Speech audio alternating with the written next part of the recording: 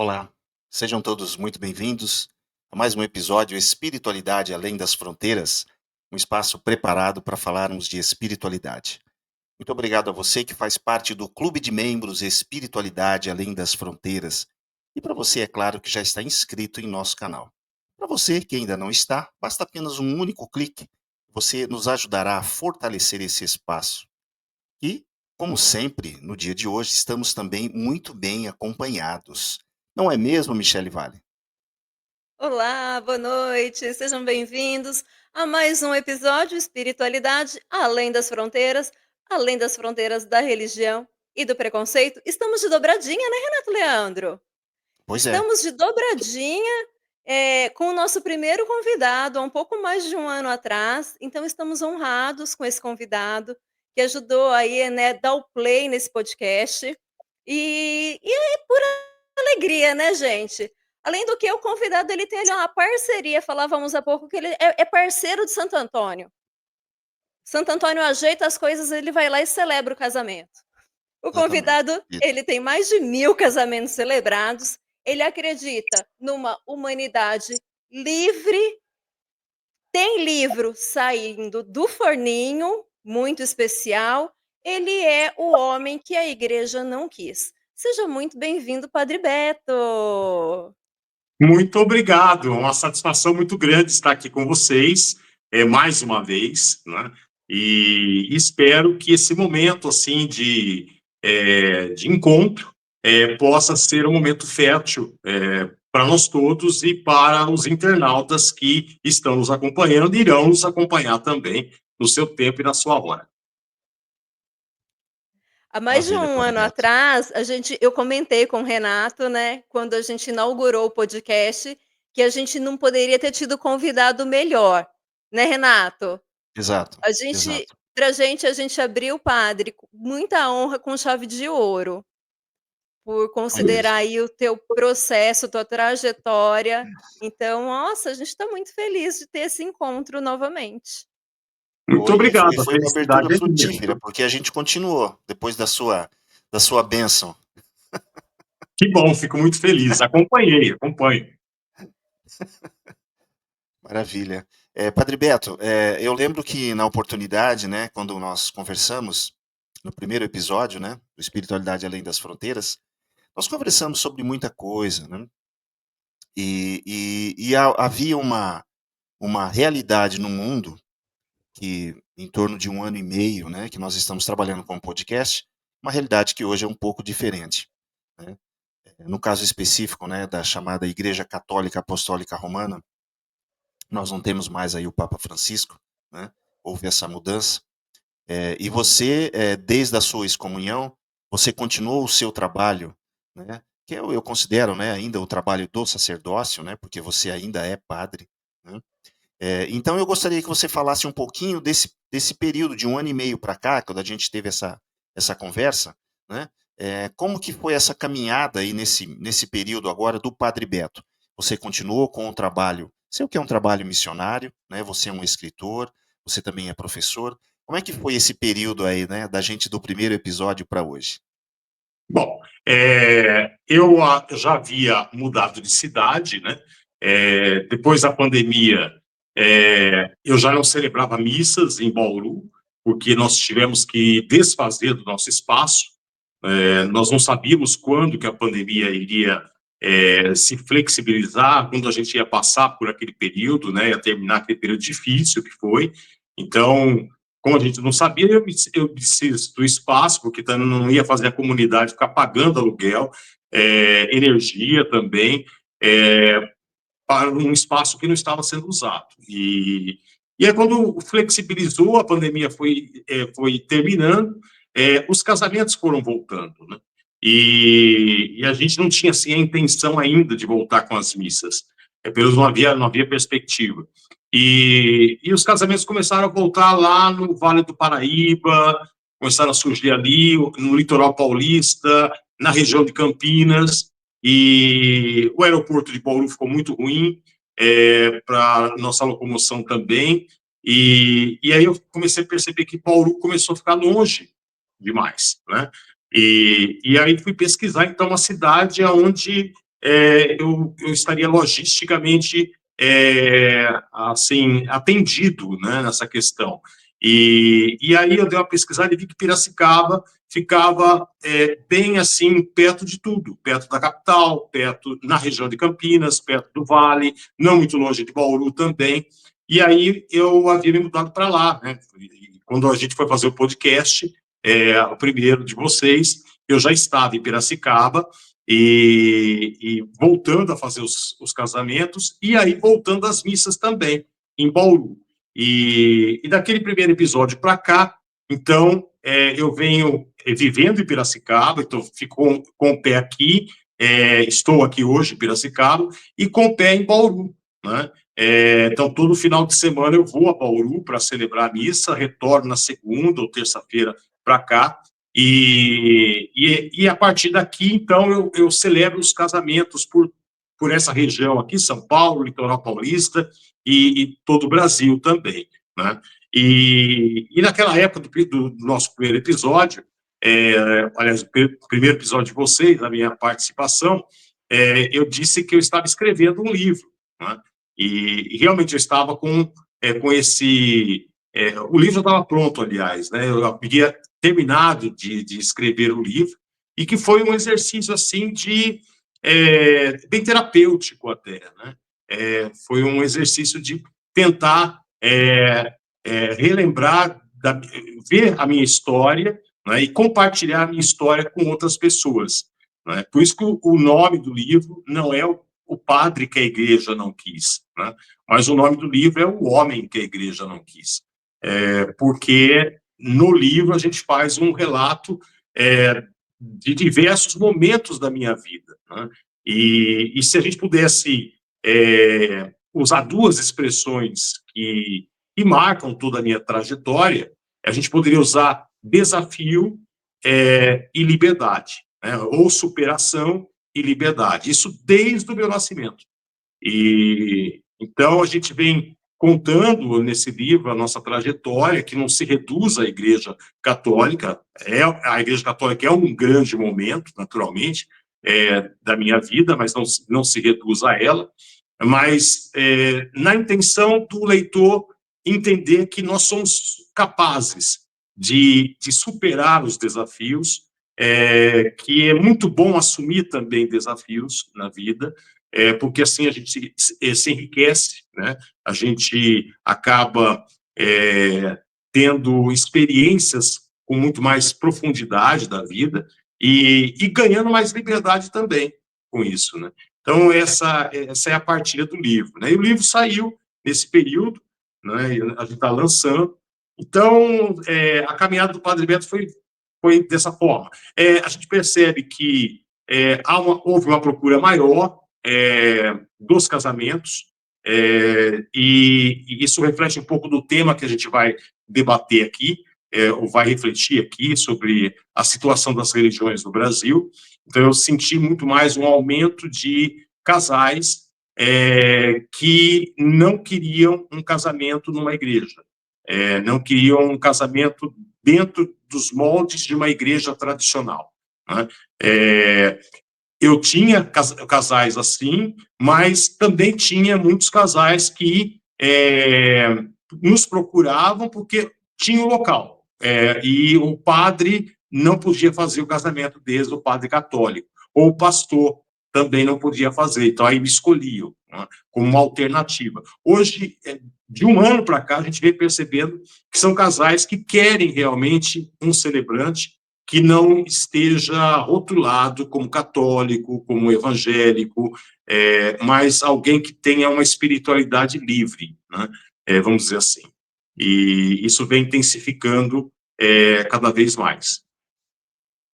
Ô padre, a gente estava falando do livro, tu tá com o livro aí em mãos, não tá? Isso. Dá uma vamos dar uma mostradinha? Aê, Esse é o Que a igreja livro, não quis. esse livro. O Homem que a Igreja Não Quis. Eu já fiz também uma playlist de músicas, porque cada capítulo eu fui escrevendo, enquanto eu escrevia, já no primeiro capítulo me veio uma música à mente, né? E aí eu começo cada capítulo com uma frase de uma música, né? Porque eu gosto muito de música, né? Que remete a cada episódio, né? Que a gente escreve aqui nesse livro. Então, está disponível já na Amazon, num livro, enfim, nas melhores livrarias online. Não, mas a gente vai colocar à disposição depois aqui, né, na Sim, descrição do sim, o vídeo, né, link. para o pessoal, o link para o pessoal adquirir. Inclusive na época, né, a época quando a gente fez o episódio, até o título, né, a gente acabou utilizando porque o livro praticamente estava pronto, né? Isso. E aí acabou ficando essa coisa.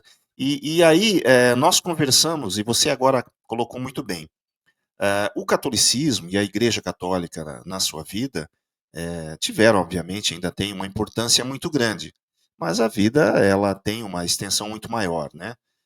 O catolicismo não consegue abranger toda a sua existência, mas grande parte dela. E nós sabemos, acompanhamos o seu processo da excomunhão. Houveram mudanças na Igreja Católica, pelo menos a gente acompanhando algumas notícias, de uma certa abertura, pequena, mas houve, né? Você acredita que hoje, os fatos que levaram você à excomunhão, se porventura esses fatos tivessem ocorridos hoje, em 2025, né? Mudaria alguma coisa ou você acha que não? Ou haveria uma possibilidade de hoje, de repente, não ter acontecido a sua excomunhão? Eu acredito que a minha excomunhão ela aconteceu devido às pessoas da igreja particular de Bauru que estavam naquele momento nessas funções, né, que estavam naquele momento, graças a essas pessoas. Porque o ato da excomunhão é um ato muito trágico, né? É um ato que a igreja ela evita em fazer, né? Agora, há uns anos atrás, foi um cardeal excomungado, mas porque ele insistiu demais, né? Em ser um cardeal que enfrentava o Papa Francisco e não respeitava realmente o Papa Francisco, né? Desrespeitava, né? Então, a minha excomunhão aconteceu porque determinadas pessoas estavam em determinadas funções na Diocese de Bauru. Eu acredito que, hoje em dia, com outras pessoas, estão outras pessoas nessas mesmas funções, eu acredito que a excomunhão não aconteceria. Não só porque alguma coisa mudou, não houve uma mudança significativa, né? Houve, assim, um papado, que foi o papado do Papa Francisco, e sinalizou que a igreja deveria ser uma igreja mais aberta, né? Uma igreja mais receptiva, uma igreja acolhedora, né?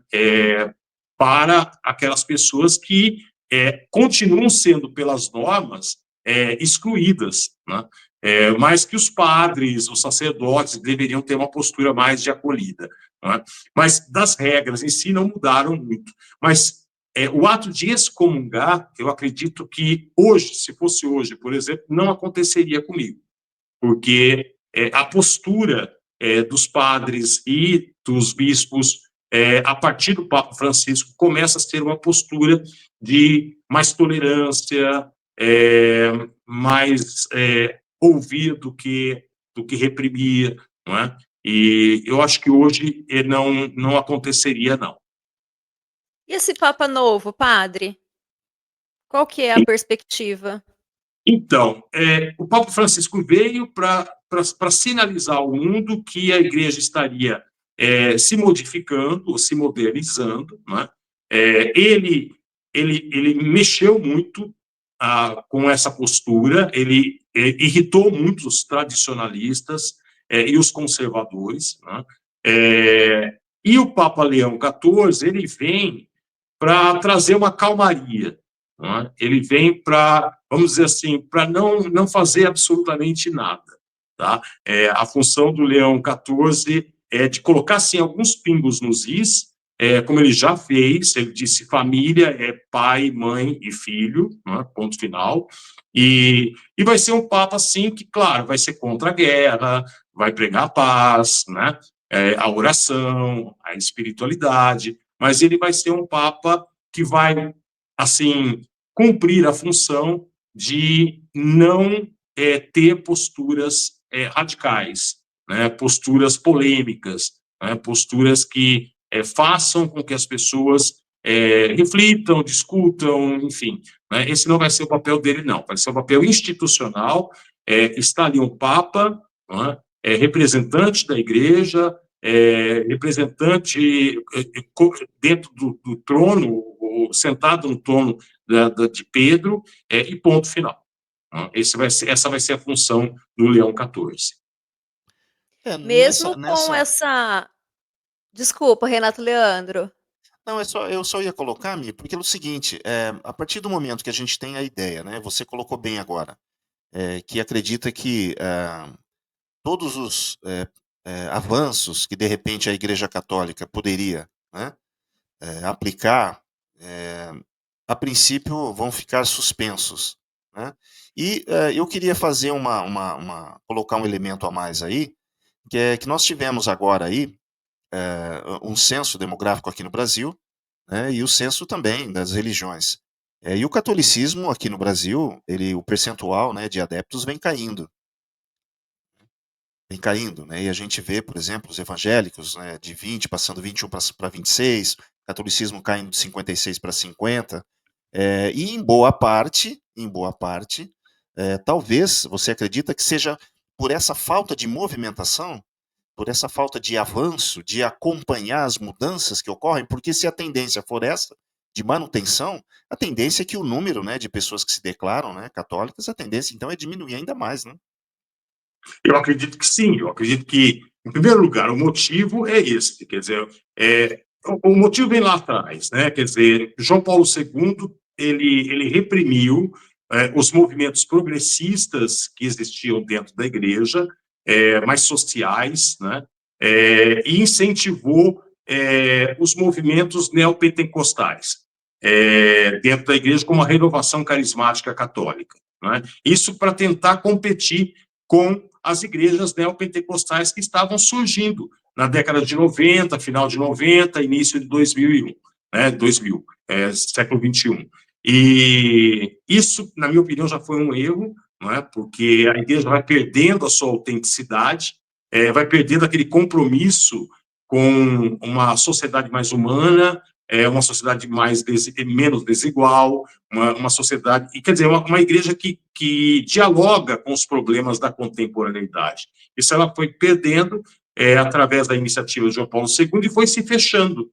Ela se tornou uma igreja missionária, sim, mas voltada para si. Então, isso já foi uma contribuição para ela perder esses membros, né? E depois, então, uma falta de renovação mesmo. Por exemplo, o rito. Né? Por mais que você tenha uma missa carismática, por exemplo, que não são todas as missas, né? É uma missa especial que acontece num momento especial, talvez uma vez por mês, numa paróquia, talvez uma vez por semana, mas as missas normais são aquelas missas daquele ritual rígido, né? Onde a Assembleia senta, levanta e levanta e responde aquelas respostas que são habituais em toda a liturgia, e muitas vezes responde automaticamente, sem mais pensar no que está fazendo, no que está respondendo. Então, você tem um ritual que não atende mais à busca do homem e da mulher do século XXI. É um ritual que não vem ao encontro do que as pessoas estão procurando. Né? E também as regras morais. Né? Então, os jovens, por exemplo, eles vão crescendo numa igreja católica muito castradora. Se eles forem realmente seguir o que a igreja determina na questão moral, esses jovens realmente acabam abandonando, dizendo, não, isso não é o Deus que eu acredito, né? Esse Deus que exige uma castidade, né? Ou tem como valor a castidade, é um Deus que não não diz não para a natureza, né, para a minha natureza. Então, isso fez com que muitos jovens se afastassem e fossem buscar outros caminhos, ter outras experiências, né?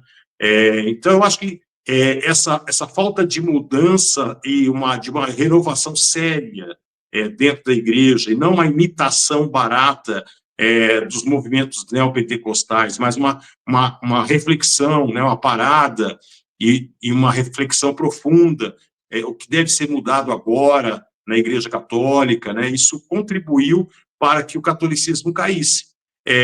Lembrando que esses 56% de católicos, né, veja bem, os católicos eram 90%, depois caíram para 70%, e agora estão com 53%.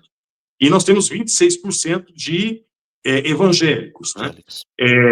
A gente tem que analisar o seguinte, que dos 56% de católicos, nós podemos colocar aí 30% não praticantes. São aqueles católicos que foram batizados quando crianças, hoje até muitas vezes estão até frequentando outras religiões, né, por frequentar ou por buscar, ou não estão frequentando nada, mas quando questionados qual é a sua religião, eles vão responder católico, porque foram batizados na Igreja Católica e assim permaneceu, né? Então, 30% estão nessa situação, quer dizer, não são aqueles católicos que estão todo domingo na missa, ou envolvidos numa pastoral, numa comunidade, e assim por diante, né? O católico de nome, né? Mas os 26% dos evangélicos, você não tem essa porcentagem. São 26% de pessoas realmente que professam a fé evangélica, né? Então, isso conta bastante, né? É um fator muito importante a ser refletido, né? Eu conheço, por exemplo, espíritas que são espíritas, mas que, se questionados, talvez aí a queda do espiritismo também, né? Se questionados, eles vão falar, não, eu sou católico, né?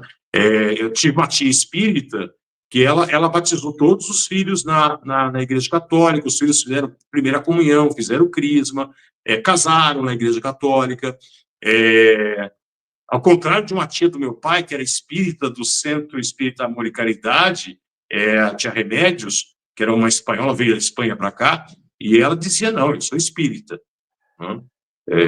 Eu não sou católica, eu sou espírita, né? Se meus filhos quiserem seguir outra religião, o problema é deles, né? Então, era uma espírita convicta, né? Então, há esse número, né, de pessoas que, na verdade, são católicos, mas porque foram batizados, simplesmente, né? Isso é um fenômeno no catolicismo, né? E está crescendo. Houve o crescimento dos não frequentadores, ou dos não religião, né, dos não igreja, né? Isso é algo também muito significativo que nós temos que pensar aqui, viu? O número está quase chegando a 10%, né? Daqueles que Está numa crescente. Agora, padre, me crescente. parece ser uma questão de todas as religiões a dificuldade de lidar com a pluralidade do ser humano. Assim, não é uma dificuldade da Igreja Católica, ela está também presente no meio dos evangélicos. Eu frequento a religião espírita kardecista e eu percebo que o espiritismo também tem, por mais que seja mais acolhedor, tem uma mente mais aberta, mas na prática, o que se vê é esta dificuldade, né? De lidar com esses jovens, com essa pluralidade. Eu falo do catolicismo porque eu venho do berço católico, né? Não sou mais católico, mas venho do berço católico. Então, é o meu lugar de fala, vamos dizer assim, né? Sim. Mas eu percebo, se observando outras religiões, né? Você percebe no âmbito evangélico, por exemplo, muitas pessoas que as situações da vida levaram essas pessoas não mais se encaixarem naquele quadradinho que as igrejas evangélicas querem que as pessoas estejam, não é? E aí elas não se sentem mais acolhidas, né? Não se sentem mais pertencentes àquela religião, né? E no espiritismo, eu percebo que antigamente, o movimento espírita era um movimento muito livre, né? Até o acesso à mesa branca, por exemplo, era algo muito acessível, não é? E isso foi se fechando, foram criando determinadas normas, determinadas regras, exigências, tudo ficou assim, muito difícil, não é? E hoje não é tão fácil você participar assim, né? Então você tem que participar de várias palestras, né? Também acredito eu que se criou no Espiritismo normas morais que antes não era tão refletida assim, tão exigida, né? E tentou-se, eu acho que o Espiritismo passou por um processo de institucionalização que mais colocou um freio aí, né? Criou uma rigidez, né? Dentro desse movimento, que era um movimento muito livre, né? Eu me lembro que meu bisavô, ele foi fazendeiro, ele foi um dos pioneiros de Bauru. Ele chegou nessa região aí de Bauru em 1889.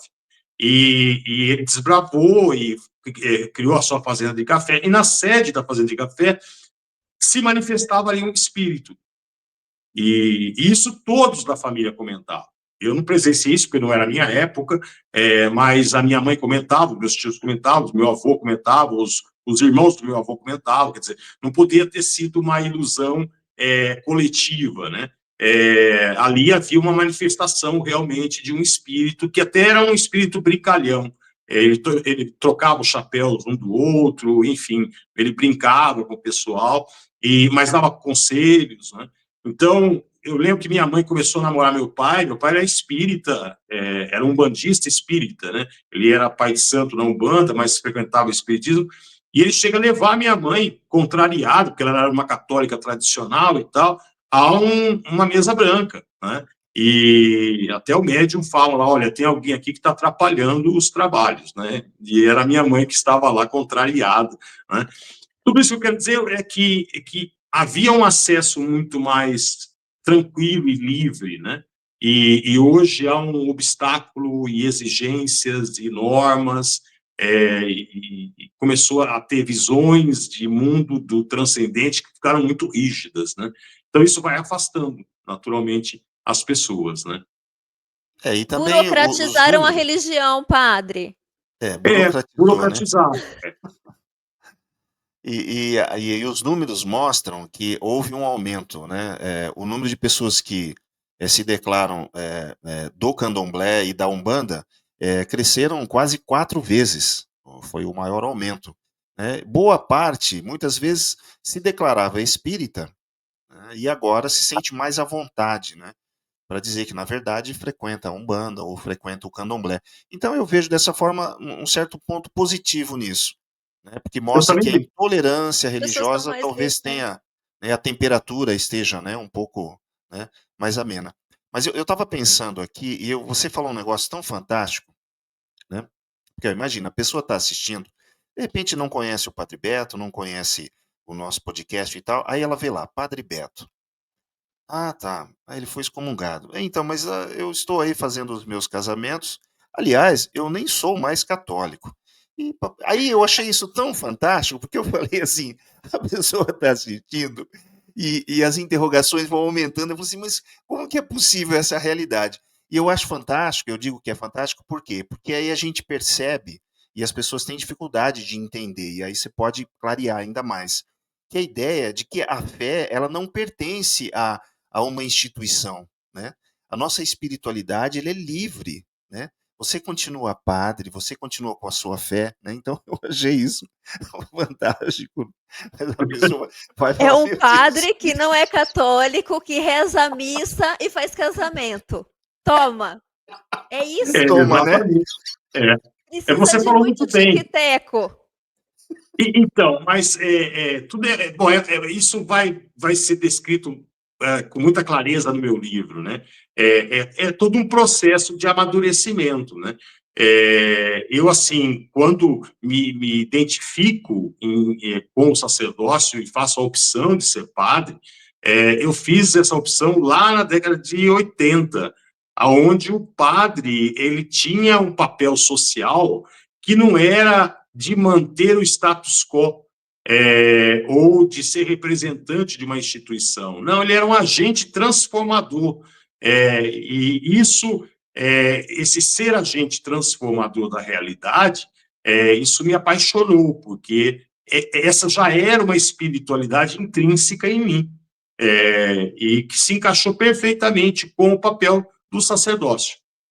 Aí eu vou para a Alemanha, e na Alemanha eu tenho acesso a uma teologia que era oferecida numa universidade estadual. Não era uma universidade católica, era uma universidade estadual. Então, é uma teologia muito científica. E aí, então, eu vou ter acesso a informações sobre Jesus, sobre os evangelhos, que eu não tinha acesso. Isso foi desconstruindo muita coisa, né, que eu tinha na minha cabeça, apesar de ter uma cabeça bastante progressista, graças ao meu pai. E quando eu retorno, essa espiritualidade de você ser agente transformador, de você buscar com que as pessoas, elas próprias, né, encontrem o seu caminho, né?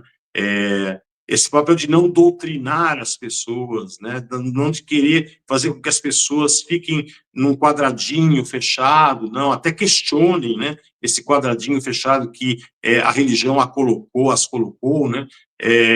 Isso veio comigo e foi sendo o meu papel dentro da instituição católica. Então, eu, assim, de forma consciente, já quando eu retorno da Alemanha, eu venho com o papel de ser aquele padre que vai mais colocar pontos de interrogação do que dar respostas, né? E aquele padre que vai fazer com que as pessoas pensem por si mesmas, né? Porque a espiritualidade não é algo imposto, né? A espiritualidade é algo que você descobre e ela vai saindo de dentro para fora, né? Não é algo que vem de fora para dentro, né? O que está fora pode me despertar, né? Pode mexer comigo, pode ser um gatilho, né? Mas a espiritualidade ela sai de dentro. E chegou um certo momento que eu acho que realmente o Beto já não se encaixava mais dentro da Igreja Católica, né? Ele estava já totalmente fora daquilo que a Igreja Católica, nessa conjuntura, ela deseja de um padre, né? E então a minha saída foi uma coisa assim que eu vejo que foi de repente, foi inesperada, mas eu acho que foi um parto natural, vamos dizer assim, né? Porque teve as suas como é que fala no parto? As suas contrações, né? Contrações. As contrações vieram vindo, né? Nos últimos anos, né? E o parto aconteceu. Foi apertando. Foi Elas vão apertando. apertando na hora de nascer. E aí, então, o Beto teve que sair, né? E hoje, eu vivo a minha espiritualidade, que é muito livre, que muitas vezes irrita muitas pessoas que são católicas, né? Saiu no jornal aí de Bauru, que eu estou tendo uma participação na Top FM, né? Pediram para que eu fizesse pequenas reflexões, né? Gravasse, e elas são inseridas na programação da rádio, né, para fazer as pessoas refletirem um pouco sobre comportamento, sobre espiritualidade, assim por diante. E aí saiu uma matéria no jornal da cidade e eu fui ver os comentários na matéria online. E alguns comentários me surpreenderam, né, porque as pessoas se incomodam, assim, incomodou demais as pessoas a questão de usar o padre, né, e não ser mais da Igreja Católica, né? Até uma irmã de padre entra lá para dizer ele não deveria usar o nome padre, né? Mas o padre, a denominação padre não é algo exclusivo da Igreja Católica, né? E eu acabei criando uma outra igreja, né, que é a Humanidade Livre, aonde os sacerdotes são chamados de padre, né? E outras denominações também, né? Mas, de qualquer forma, a gente se tornou uma figura bastante livre e, portanto, provocadora, né, que é muito bom, porque faz com que as pessoas pensem, né? Eu acabei me tornando uma figura de estranhamento, né? É o que a Michelle falou, quer dizer, de repente eu estou lá celebrando um casamento, né? Fico para a festa, né? E a pessoa vem e pergunta, de que paróquia o senhor é? Não, o senhor é da onde? O senhor é de Piracicaba, né? Fala agora, né? Mas o senhor está em que paróquia lá? Né? E aí eu falo, não estou em paróquia nenhuma, né? Pronto, aí já a coisa Pronto. já fica meio que, né? A pessoa começa a colocar pontos de interrogação, né? Então eu acho muito legal você cumprir essa função de ser uma pessoa não codificada, porque as religiões fazem isso, elas codificam as pessoas. Então, se você é um católico, então espera-se um determinado comportamento seu, né? Se você é evangélico, espera-se um determinado comportamento seu. Se você é espírita, a mesma coisa. Se você, enfim, e de repente isso não acontece comigo, né? Porque eu sigo muito mais a minha espiritualidade do que uma religião, né? Ô padre, quando nós éramos muito jovens, nós 2, Renato Leandro também era jovem naquela época, eu acho. Eu acho que eu Eu já te acho. vi eu acho que eu já te vi dentro de uma livraria espírita. Pode ser. E aí, eu me lembro que, naquela época eu ainda estava estudando o espiritismo, estava na transição, né. Eu nasci católica, fui catequista, depois fui pra minha mãe brigou lá com o padre, rolou na rua lá em Pompeia, e aí eu falei, né: "Onde minha família não é bem-vinda, eu também não quero mais ficar nesse lugar". Fui pra igreja evangélica, e aí depois eu comecei a estudar o espiritismo, e eu acho que eu te vi em uma livraria espírita. Aí eu olhei e falei: "Não, eu acho que não tô vendo bem". Aí eu olhei de novo e eu falei: "Ah, olha o Padre Beto dentro de uma livraria espírita". Então eu te associo muito a essa questão, além da religião, muito desde sempre. Até porque você sempre foi uma pessoa muito religiosa não, muito estudiosa, né. E nunca É, ficou só ali naquele meinho ali. É isso mesmo. Isso eu aprendi com meu pai, né? Porque meu pai é um homem que era pai de santo na Umbanda, ele flutuava entre Umbanda e Espiritismo, Kardecismo, né? E depois ele se converte para o catolicismo, vai ser uma grande liderança da Igreja Católica. Aí que eu me vi como gente, né? Aí que eu começo a ter consciência do meu pai e é muito interessante que meu pai tinha uma leitura, ele era mecânico de máquina, e se comprometeu em dar palestras dentro do catolicismo, então, e ele falava muito errado, né? O português dele era horrível. Mas aí ele começa, então, a ler para poder melhorar o seu português e tudo mais. Mas a leitura do meu pai era uma leitura muito eclética. Ele não virou aquele beato tradicional da Igreja Católica, né? Eu me lembro muito bem que nós lemos juntos, ele me incentivava para a leitura.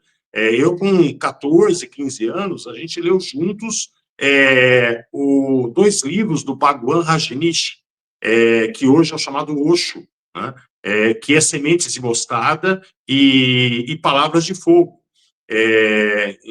Isso era uma leitura que um católico nunca iria fazer, né? Porque na visão do catolicismo é uma leitura herética, né? De um herege, né? Ou de uma pessoa de outra religião, né? Então, e meu pai lia com maior tranquilidade e ainda entregava para o filho, né? Então, a gente teve uma liberdade em casa muito grande de poder conhecer outros aspectos, né, da vida, que não ficasse restrito àquele mundo católico, né? Isso a gente teve como ambiente em casa. Então, entrar numa livraria espírita, para mim, era tão normal quanto entrar numa outra livraria, uma livraria católica, por exemplo, né? Eu me lembro que uma vez eu já era padre na Diocese de Bauru, e naquela época eu lotava a igreja, tinha 1.200 pessoas por missa, e aí me chegou uma moça e falou assim: padre, eu acho que eu estou em pecado. Eu falei: mas por quê? porque eu frequento a missa aqui aos domingos, mas eu acho que terça-feira, né, eu vou ao Centro Espírita Amor e Caridade para ouvir uma palestra, né? Aí eu disse para ela, mas por acaso buscar conhecimento é pecado? Eu não vejo assim, eu acho que você não está em pecado, não. Você vai encontrar contradições do que é dito aqui, do que é dito lá, mas o que você vai fazer com essas contradições, isso é um problema seu, particular, né? Mas você não está em pecado, não, pelo contrário, né? Eu acho que buscar conhecimento faz parte, né, do ser humano e tem que fazer parte, né? Senão, e aí esse é um grande erro das religiões, né? Elas impedem com que o ser humano busque conhecimento. Elas bitolam o ser humano naqueles dogmas que ela determina, aquelas verdades pré-estabelecidas, e não deixam que o ser humano vá além, né? E isso é muito preocupante.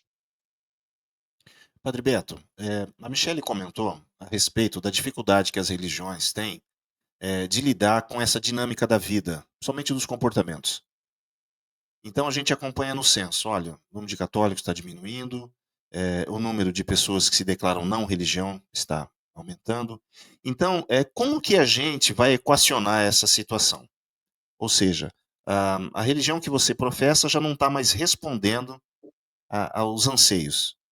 A velocidade com que os comportamentos eles acontecem, uma velocidade alta, altíssima. As igrejas não respondem, as religiões não respondem. E eu acredito que existe uma força maior que criou, que estabeleceu a natureza e, enfim, o universo. Como que a gente vai encaixando a nossa religiosidade com esse menu que a gente fala, olha, nada daqui eu gostaria de uma coisa diferente. Como é hoje em dia uma pessoa de fé, de espiritualidade, conviver nesse universo e nessa cultura? O que a gente faz? Bom, é uma pergunta difícil, tá? Mas eu queria comparar o Brasil com a realidade de outros países, né? Eu vivi na Alemanha.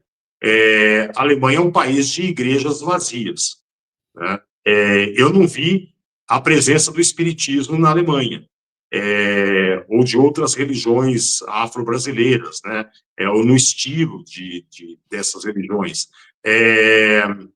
Você via pequenas seitas, assim, esotéricas, né? Mas muito, muito insignificante o número, né, de pessoas que aderiam a esse tipo de caminho. E as igrejas luteranas também vazias, né? Só os mais de idade mesmo que frequentavam tanto a luterana como a católica, né? Então, agora, compara o IDH, né, alemão e o IDH brasileiro. Apesar do catolicismo ter caído, está com 56%, os evangélicos com 26%, né? Enfim, nós somos ainda um país cristão, né? Vamos comparar o IDH do Brasil com a Alemanha, né? Não tem termos de comparação, né? Então, aí você se pergunta, né, qual é o papel da religião num processo civilizatório e num processo de humanização das pessoas. Porque quando a gente fala de religião, por exemplo, eu acredito que a religião deva ser um processo de humanização, né? Eu me encontro com Deus a partir do momento que eu começo a ser mais humano, né? Eu sou cristão, eu sou católico, eu sigo Jesus, né? Ou pelo menos me inspiro em Jesus, né? E o que ele deixou como herança eu vos dou um novo mandamento: amai-vos uns aos outros como eu vos amei, né? Então esse amor ele acontece a partir do momento que um processo civilizatório vai se concretizando, não é? Então esse afeto vai se fortalecendo em nós. Não é o que está acontecendo no Brasil católico, no Brasil evangélico, né, no Brasil cristão. Nós temos um país extremamente violento, né, um país onde a gente se acostumou com a morte, com o feminicídio, com o racismo, com a homofobia, enfim, com a pobreza. E eu me lembro que na década de 90, nós fomos assistir com um amigo meu na Alemanha, no cinema Central do Brasil. E há uma cena em que um garoto é morto, né, por um tiro, né? E terminou o filme e tal, e saímos eu e o Thomas do cinema, e o Thomas virou para mim e falou assim: Beto, mas se mata pessoas assim, como aconteceu no filme, no seu país? Né? E eu tive que dizer que sim. Né? Para ele foi um choque muito grande, né? Aquela cena. E para mim não tinha sido. Tinha sido uma cena normal, né, dentro do contexto. Né? Então, aí você percebe, né, a evolução que as religiões estão proporcionando aqui para o nosso país e a evolução que um país como a Alemanha vivenciou. Né? Podemos colocar vários fatores que contribuíram para isso, mas um deles, eu acho que vai ter que ser revisto aqui, vai ter que ser debatido aqui. Nós que acreditamos em Deus, que temos uma religiosidade, uma espiritualidade, mas que não estamos assim presos a um cabresto religioso, né, de uma religião institucional. Somos livres pensadores. Nós vamos ter que aprofundar muito o processo educacional que existe nesse país, né? Porque se acreditou muito que a religião fosse educar o ser humano para ser um bom ser humano. Não é isso que acontece. Né? Não é isso que aconteceu num país como a Alemanha. Né? O que aconteceu num país como a Alemanha é que eles têm um ótimo processo educacional, onde a educação não prepara para o vestibular, não prepara para passar no vestibular, nem vestibular existe lá. A educação prepara para que um ser humano exista, né, na sociedade. E esse ser humano seja um cidadão, alguém que respeite as leis, alguém que respeite o outro, aquele que tem dentro de si os direitos humanos. Né? O que não acontece com a nossa educação aqui. Né? E nas religiões, infelizmente, as religiões não estão despertadas para isso. Pelo contrário, as religiões enxergam a educação como uma inimiga e não como uma amiga, né? Como alguém que está aí para nos auxiliar. E ciência e fé não tem divisão, porque o conhecimento humano e também o conhecimento de como viver em sociedade, né, está muito ligado à fé. Eu acho que uma coisa tem a ver com a outra, porque se eu acredito que Deus deu origem a esse mundo, né, é minha obrigação conhecer o que Deus fez, né, o que Deus construiu, né, o que Deus nos deixou. Né, justamente por não buscarmos esse conhecimento é que nós estamos destruindo o que Deus fez, né, que é a natureza. Né. Então, eu acho que nós vamos ter que repensar e discutir. Eu acho que a primeira coisa é o processo educacional que está acontecendo nesse país. Me parece que a religião, ela foi se retraindo num papel, por exemplo, quando a gente vai a grande maioria das religiões, elas têm um papel de filantropia, né. Tem um papel filantrópico ali. E parece que se restringiu a matar a fome, né, padre, das pessoas. As grandes questões sociais, de convivência, de respeito, de tantas outras coisas, parece que ficaram esquecidas. Porque percebe, ai, doamos tantas cestas básicas, sopa, que é lindo também, porque as pessoas precisam ter o que comer, né, que também tem a sua importância, mas outras atuações, nós não temos. Que eu acho que é essa formação, por exemplo, que tem na Alemanha. Que tipo de cidadão que a religião, né, aqui da igreja do portão para fora, que cidadão que está saindo para as ruas, né? Perfeito. Eu faria a comparação de duas expressões, né? Ou quatro expressões: misericórdia, ou caridade, e compaixão. Não, misericórdia, compaixão, e caridade e solidariedade. Tá? As religiões cultivam muito a misericórdia. Né? E misericórdia é um sentimento que se aproxima muito da dó. Né? Eu tenho dó. da pessoa que passa fome, eu tenho dó da pessoa que fica na miséria, eu tenho dó daquelas crianças que estão no barraco, não é? E eu não deveria ter dó. Esse sentimento de misericórdia, de dó, é um sentimento que rebaixa o outro, que torna o outro um coitadinho, né? A própria palavra coitado também é uma palavra muito infeliz, né? Busquem a origem da palavra coitado, né? Então, esse sentimento é um sentimento que as religiões cultivam como se fosse um valor, mas, na verdade, não é um valor, ela só acontece na desgraça do outro, em momentos pontuais, né? Já a compaixão, não. A compaixão é eu me colocar na situação do outro. Então, quando eu me coloco na situação do outro, aí eu não me coloco na situação do outro somente nesse momento de entregar a cesta básica. Quando eu aprendo esse exercício, eu me coloco na situação do outro que está precisando realmente de andar rápido no trânsito, e eu vou dar passagem, porque eu me coloco na situação dele, talvez ele esteja realmente com pressa e ele precise chegar a um hospital ou algum outro lugar, então eu não vou ficar ali atrapalhando a vida dele, eu vou dar passagem para ele, né?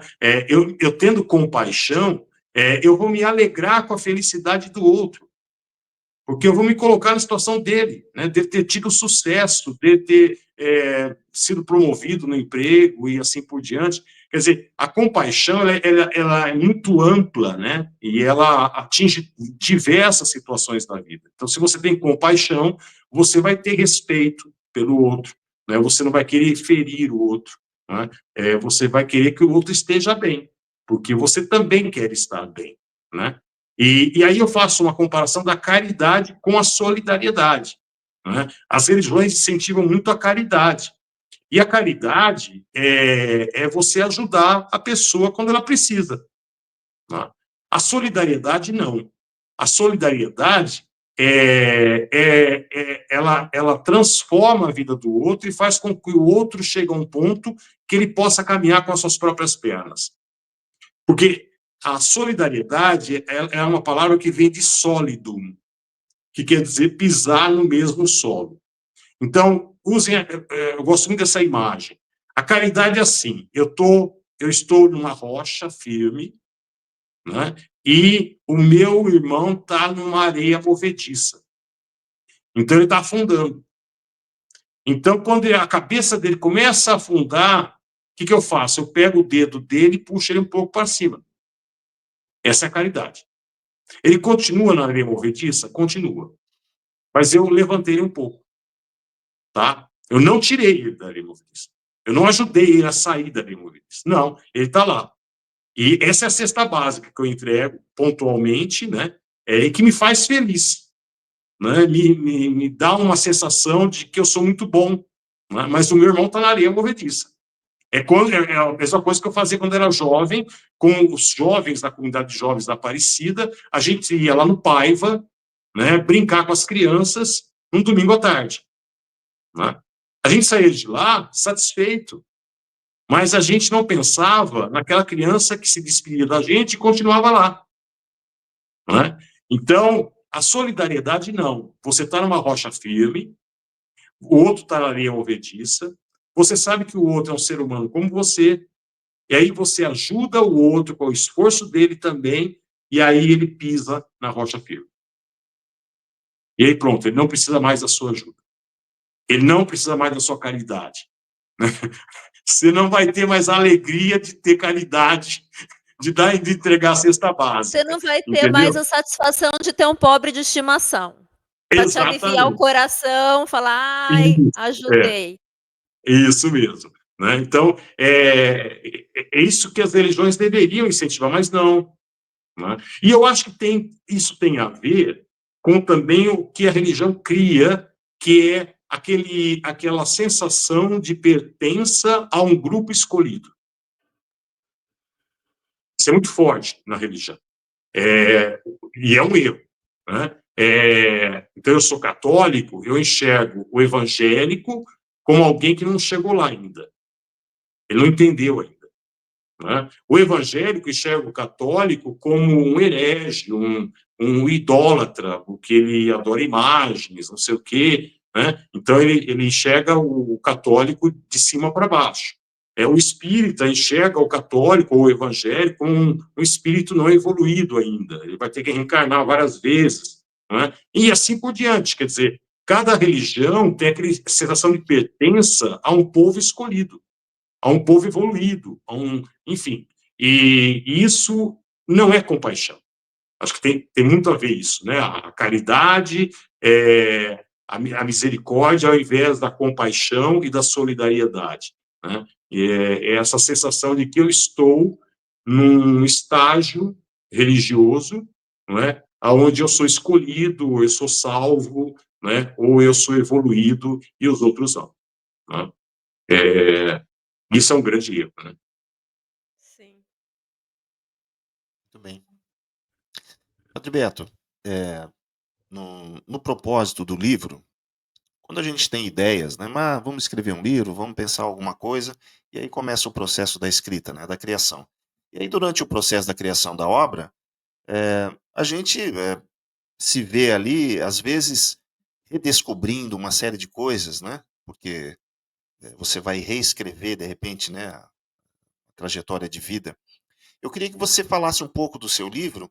O que você destacaria no livro que aquilo que na hora que você foi trabalhar, foi reescrever, aquilo mexeu demais com você, aquele momento, aquela escrita, a hora que depois você lê, relê, e aquilo é aquele ponto do livro que tem onde o coração ali está pulsando mais forte. Tem alguma coisa nesse livro, algum momento assim na escrita dele? Olha, eu sou uma pessoa que segue muito as palavras de Nietzsche, né? Tanto é que, a princípio, o livro deveria se chamar Vontade de Potência, que é uma expressão nietzschiana, né? E eu vou fazendo, à medida que eu vou contando os episódios da minha vida, eu vou fazendo reflexões filosóficas na direção de Nietzsche e de Sartre, né, basicamente. E eu acho que isso toca profundamente em mim, né? Vendo o meu passado, por exemplo, eu entrei para a escola muito novo. Eu faço aniversário em setembro, então eu entrei com 6 anos na escola, e muito imaturo, né? E eu fui colocado numa classe onde a minha primeira professora, meu primeiro contato com a educação formal, foi um contato extremamente traumatizante, porque a minha primeira professora, ela tinha uma metodologia muito interessante. Ela batia nos alunos que não aprendiam rapidamente. Interessante, metodologia É, inovadora. é inovadora. Então, eu me lembro, hoje, se eu fechar os olhos, eu me lembro dos meus, eu tinha cabelo, eu me lembro dos meus cabelos caírem no caderninho, porque ela pegava e me chacoalhava, assim, né? Meu irmão me apelidou de Topo Gigio, porque eu chegava da escola com as orelhas vermelhas, né? E eu me lembro de uma cena, eu retrato isso no livro, de eu acordar à noite, de repente eu lembrar que eu tinha esquecido de fazer uma redação e estava todo mundo dormindo em casa, né? E eu sento no corredor e começo a chorar. Ali eu tive, muito pequeno, a sensação do que é solidão, né? E aí, anos depois, eu estava andando, caminhando, por uma das principais avenidas de Munique, e eu estava terminando meu doutorado, numa das melhores universidades do mundo, né? Aí eu parei e falei, né? Não era para você estar aqui, né? Meus pais pensaram, numa época, vamos colocar esse menino no La Salle, que é o colégio particular, porque naquela que tinha a mentalidade, né, paga, então tem a obrigação de passar, né, pagou, passou, né, porque esse menino tem vocação para o estudo, né? Eu fui sendo passado de ano, no antigo quarto grupo, o Colégio Estadual Eduardo Velho Filho, porque as professoras eram amigas da minha mãe, porque minha mãe era professora também. Então, as professoras foram me passando, mas chegou um momento que eles falaram, pô, esse garoto não tem vocação para estudo, então vamos colocá-lo no La Salle. Aí eu cheguei no La Salle, encontrei um professor que foi muito famoso em Bauru, mas na época ele não batia nos alunos fracos, mas ele ironizava os alunos fracos na frente de todo mundo. E eu fui uma vítima dele. Ele era o meu professor de língua portuguesa e inglês, né? Língua inglesa, quer dizer, era o bambambam do antigo ginásio do La Salle, né? E eu era vítima dele. Então, isso me colocou mais para baixo ainda, né? E aí, anos depois, eu estou na Alemanha fazendo doutorado. Quer dizer, o que fez com que eu me transformasse, isso eu conto no livro, né? Mas o que me toca profundamente é que nós temos em nós uma vontade de potência, uma vontade de ser mais, né? Que faz com que a gente vá além ou encontre alguma forma de saída dessas situações repressoras, né? Que tentam nos moldar e nos marcar mesmo, né? Não, esse menino não tem vocação para o estudo, pá, né?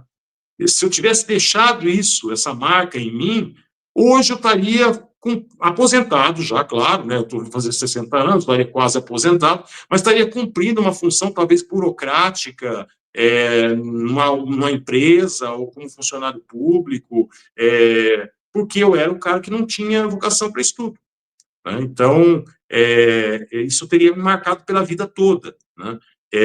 Mas a vontade de potência falou mais alto. Então, essas reflexões que eu faço entre um episódio e outro, né, que não necessariamente tem a ver com o padre, mas tem a ver com o ser humano, né, eu acredito que seja o ponto mais forte do livro, né, que faz com que as pessoas entendam, né, que a gente consegue superar, né, os obstáculos e que como é bom a gente enfrentar desafios impostos pela vida ou a gente escolhendo mesmo esses desafios, né? Porque é assim que a gente vai crescendo, a gente que vai amadurecendo e vai indo além. Então, essa vontade de potência que Nietzsche nos fala é algo impressionante dentro do ser humano, né? E que as pessoas precisam entender isso, que elas são capazes, né? E entender que a gente não pode ficar na zona de conforto, porque aquela situação do menino que não tinha vocação para estudo poderia ter se tornado a minha zona de conforto, entendeu? É o que Nietzsche fala, é o que Sartre também fala, né? Não importa o que a vida fez comigo, o que importa é o que eu vou fazer com o que a vida fez comigo. Tá? Então, a responsabilidade está na minha mão. Então, agora, se fazer de vítima da situação, isso é entrar numa zona de conforto, né? O vitimismo, né? Muitas pessoas entram por aí, isso é muito triste, né? Eu poderia ter entrado por aí, mas a vontade de potência falou, não é por aí, né? Você é mais, né? Então, essas reflexões são reflexões que realmente, para mim, tocaram muito fundo. E aí eu fui percebendo, né? Você vai escrevendo e você vai falando, meu Deus, é verdade, aqui, né? Nossa, como é que eu fui fazendo isso, né? Porque muitas vezes essa vontade de potência faz com que você faça escolhas até que intuitivas. Você nem imagina que você está indo além daquele estágio que você estava, né? Quando, por exemplo, eu era seminarista e o bispo, eu já tinha 25 anos, era formado em Direito, formado em História, era professor, e ele me oferece 2 bolsas de estudo que a diocese tinha ganho, uma da diocese de Roma e a outra da diocese de Munique. Entre Roma e Munique, eu, sem pensar, sem refletir, eu escolhi Munique, o que era o mais desafiador. Roma seria o mais fácil, né? O Brasil seria mais fácil ainda, né? Estudar em Marília. Mas Roma seria mais fácil. É o mundo latino, eu ia estudar numa faculdade da igreja, tudo é facilitado para quem quer ser padre numa faculdade da igreja, né? Eu ia morar no Pio Brasileiro, que é um colégio brasileiro em Roma, comendo comida brasileira, né? Podendo fazer minhas provas em português, porque os professores da Gregoriana, eles são, na sua maioria, espanhóis, né? Alemanha, eu tinha que me adaptar a um mundo germânico, falar o alemão clássico mesmo, acadêmico, não é? É estudar numa universidade alemã, enfim, num mundo extremamente moderno, não é? Então, mas isso me fez livre, né? Me deu uma liberdade muito grande de ser, né? Eu me lembro que, eu não sei se eu estou me estendendo muito, hein? Vocês me Não. cortam. Eu me lembro que eu morei num seminário onde o diretor, ele era o professor de liturgia da faculdade, né? Nós morávamos no seminário e estudávamos na faculdade. Ele era professor de liturgia. Então, ele era extremamente rígido com a liturgia. A liturgia no meu seminário tinha que ser perfeita. E nós servíamos o altar. Nós éramos revezávamos, né? Os seminários revezavam. A gente servia 4 ou 5 vezes por mês, né, no altar, com coroinhas, né? E os nossos movimentos tinham que ser perfeitos, senão o Kaczynski, que era o diretor, ele chegava em você logo depois da missa e já te corrigia, assim, na lata e tal. Chegou um momento, um determinado momento, que eu cheguei à conclusão, eu posso celebrar a missa, eu agora como padre, né, eu já era formado, já era ordenado padre, estava no doutorado, tinha passado pelo Georgiano, né, que é o seminário onde eu estive, com essa disciplina toda muito rígida, essa liturgia que tinha que acontecer que nem um relógio, né? Falei, eu estou preparado para celebrar uma missa no Vaticano, ou celebrar uma missa lá na favela colombiana, nem brasileiro não precisa ser, né? Então, você com essas situações que te tiram da zona de conforto e te colocam um desafio, você ganha uma liberdade de ser muito grande, né? A gente percebe que a gente tem uma elasticidade, né? No Exatamente. espírito, a nossa... Eu chamo isso de ser forjado no aço. A pessoa Perfeito. apanhava da professora, já começou aí, apanhava da professora na escola. Que hoje, se você escuta isso, você fica, meu Deus, não deve ser mentira, alguma coisa tá errada aí, né? Mas é É, isso, Renato Leandro, a gente fala muito sobre isso. Aguenta, aguenta, porque foi forjado no aço. Suporta o processo. Suporte o processo. O Padre Beto optou pelo mais difícil, né? Padre Beto, a Meu gente está Deus. caminhando aqui para o nosso finalzinho, né? E então eu queria que você deixasse aí uma mensagem final aí nessa. Foram muitas reflexões, né, a respeito do seu trabalho, do seu livro, da sua vida e da conexão, né, com as religiões, com a nossa religiosidade, com a nossa fé, né? Porque Eu o posso. Brasil, principalmente. Oi, Mi, pode falar. Não, pode concluir, porque antes do padre falar, só queria fazer uma observação barra pergunta. É Beleza. rapidinho. Tá. Não, eu só queria comentar, porque aqui no Brasil, principalmente, as pessoas associam o campo da intelectualidade, associa a pessoa que tem fé a pessoa que, de certo modo, não vai conseguir acompanhar alguns processos cognitivos e etc. Né?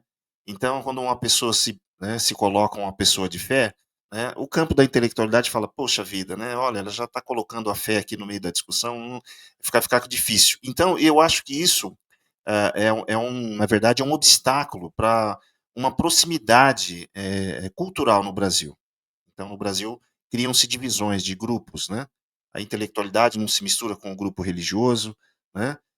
Porque às vezes você acompanha um grupo religioso e dali você tira uma pequena amostragem e acha que todo mundo é daquele jeito, ou seja, a pessoa que tem fé é daquele jeito, né?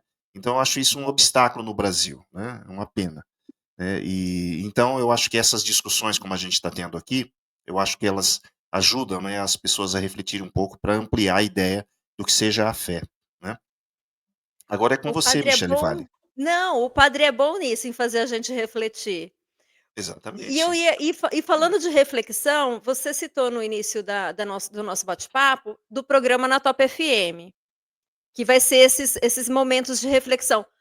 Você já teve um programa parecido em alguma rádio pela manhã, não tinha, padre? Porque eu me lembro que pela manhã eu escutava, que eram esses momentos de reflexão. Vai ser nesse mesmo estilo? vai ser nesse mesmo estilo, isso mesmo. Eu tive tinha mensagens no início do Exato. dia, né, na 94 FM. Então eu ia lá uma vez por semana, gravava várias mensagens e eles colocavam no início da programação, né? E vai ser no mesmo estilo, na Top FM, só que vai ser durante toda a programação, né? A programação. São pílulas de reflexão. Essa era a tua pergunta, Michele?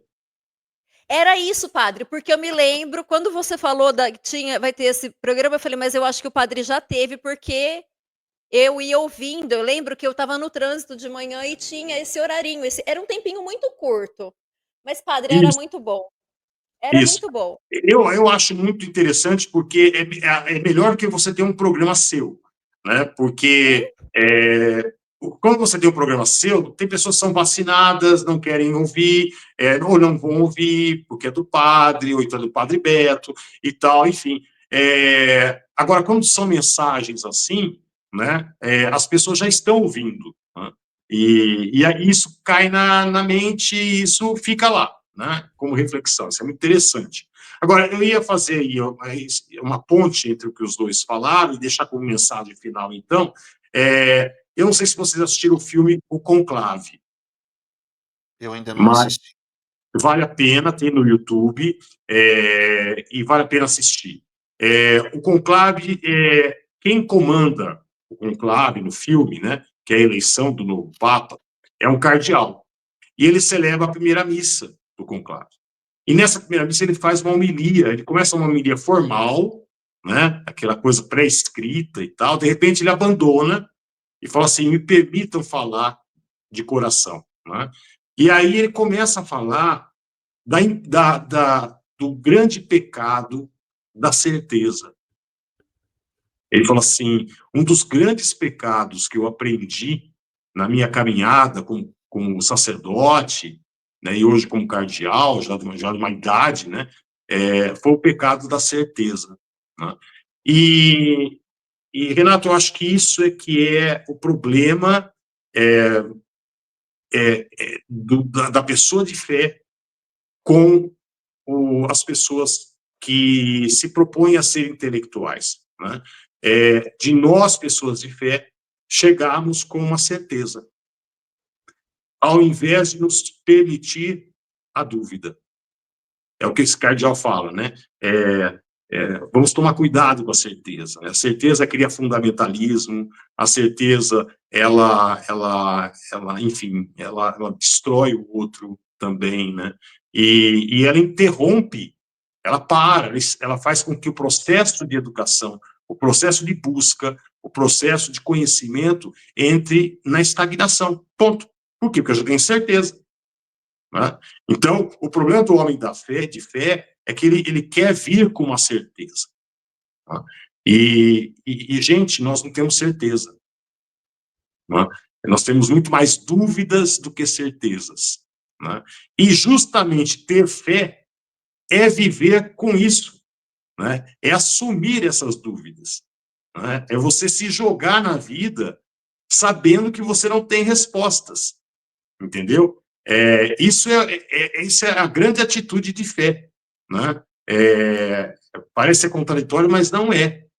Tem muita gente que não tem fé, mas está repleto de certezas religiosas. Mas justamente está escondidinho nesse castelinho de certezas religiosas, justamente porque está morrendo de medo da vida, está morrendo de medo da morte, e assim por diante, né? Porque não tem certeza de nada. Né? Então, eu acho que isso vai mudar a partir do momento que os homens de fé admitirem que fé e dúvida caminham juntas, né? E não fé e certeza. Né? Então, aí eu acho que, e aí eu deixo como mensagem final a todos que estão nos acompanhando, irão nos acompanhar, se permita a dúvida, né? Se permita ao ponto de interrogação, se permita questionar o conteúdo da sua fé. Será que é isso mesmo? Será que a vida não está me mostrando uma outra coisa? Né? Será que é assim? É esse o caminho? Né? Essa fé não tá, esse conteúdo de fé não está fazendo muito mais sofrer do que realmente amar, né? Enfim, se permita a dúvida, né? Que aí você vai entrar realmente num caminho de fé, talvez num caminho que não vá fazer com que você permaneça na sua religião, né? Mas pode ter certeza, num caminho de profunda espiritualidade. Padre Beto, eu não lembro agora se foi Nietzsche, a frase que eu vou falar aqui, mas eu li isso e fiquei impressionado e eu leio frases assim, eu começo a rir, né? Por causa da genialidade. Diz assim: somente uma pessoa com uma fé muito profunda pode se dar o direito de ser cético. Isso. Não sei se é Nietzsche, mas é bem capaz de ser assim, não é? Porque Eu, eu eu, fiquei rindo, eu falei, isso é espetacular. É o que você acabou de falar. Por quê? Porque nós temos fé, mas nós temos dúvidas. Eu não deixei de acreditar. Tenho dúvidas. Ou seja, o ceticismo está presente. Somente alguém com uma fé muito profunda pode se dar esse E luxo as de dúvidas ser só cético. aumentam. E quanto mais a gente vive, as dúvidas só aumentam. porque a gente cresce aprendendo que ter fé é você se apegar àquelas verdades religiosas, né? E adotá-las como suas. Isso é ter fé. E não é isso. Fé, Jesus deixa muito claro isso. Fé é sinônimo de coragem. Então, se eu tenho coragem de dizer realmente que gente, eu não consigo acreditar nisso. Isso é ter coragem, isso é ter fé, né? É dizer, gente, lá no fundinho, eu não estou acreditando nisso, tá? Não dá para engolir, né? É, não é assim, né? Mas as pessoas têm medo disso. Elas têm medo da condenação, elas têm medo da danação, elas têm medo enfim, de uma reencarnação ruim, elas têm medo de um monte de coisa, né? De ser franco, mas se enganar a si mesmo, né? E aí eu não tenho fé, né? É um caminhar, né? Como você Perfeito. agora colocou, a fé é um caminhar. É. Não me É o resta caminho. mais nada, né? Me resta mandar um beijo, tchau, fiquem com Deus. Padre, do fundo do meu coração, eu desejo que tua voz chegue a muitas pessoas, porque eu acho que precisamos desse tipo de colocação, de conhecimento, gente que leve a gente a refletir, para a gente sair um pouquinho da caixa, da nossa zona de conforto, para a gente entender. Eu acho que assim, a gente vai começar a se entender e vai começar a entender melhor o ser humano. Então, a minha gratidão pelo seu tempo. Eu espero não ter que esperar mais um ano para um novo episódio com você. Padre Beto não decepciona, né, Renato Leandro? Não, não. É sempre Ele muito bom, é sempre muito bom. E lembrando que se esse tipo de conteúdo faz sentido, curta, comente, compartilhe, porque falar de espiritualidade é bom demais da conta. Fiquem com Deus. Um beijo. Até. até a próxima. Valeu, Padre Beto. Até. Valeu, até mais.